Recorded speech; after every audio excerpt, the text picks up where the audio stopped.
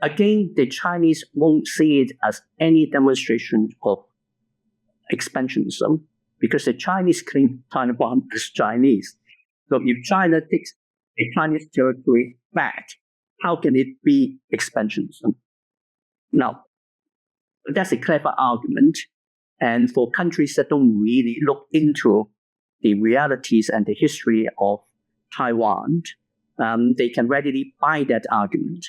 But for countries that do look at the history and international law, that the Chinese argument doesn't carry any water.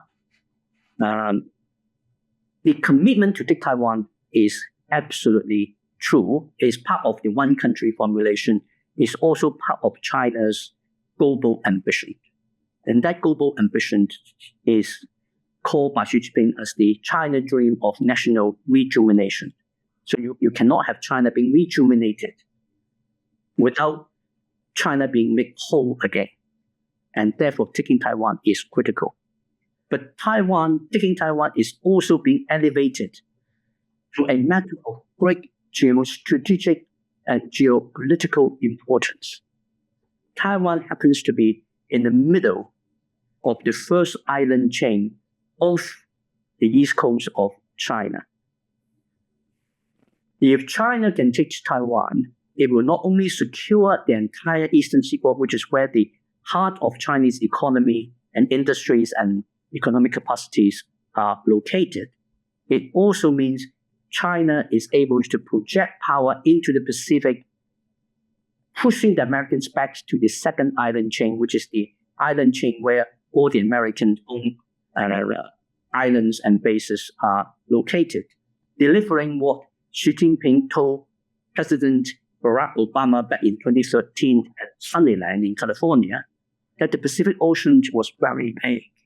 It was big enough for two. What Xi Jinping didn't spell out was, of course, that it means you keep to your side of the Pacific, I'll keep to mine. And Taiwan cannot be taken effectively without China using force. Because a medium power that is a democracy has historically never, ever surrendered under existential external threat. Taiwan is a medium power, very proud of its democratic system. So China will have to use force to take Taiwan, and doing so means China will have to deter the United States from interfering, because the United States is committed under an American law, the Taiwan Relations Act of 1979, to offer Taiwan assistance for its self-defense if its status were to be forcibly changed against its will.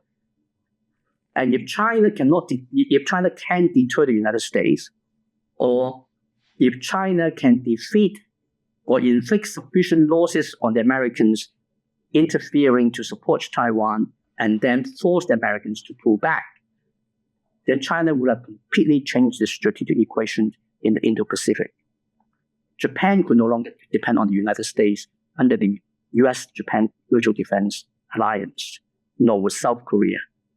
ASEAN 10 will do their deals with China. The whole balance of the region will change. Even NATO will have to start to question whether American commitments under NATO could be relied on in a genuine big crisis rather than a minor one. And the status of the United States globally could potentially be damaged. China will rise substantially in its global standing.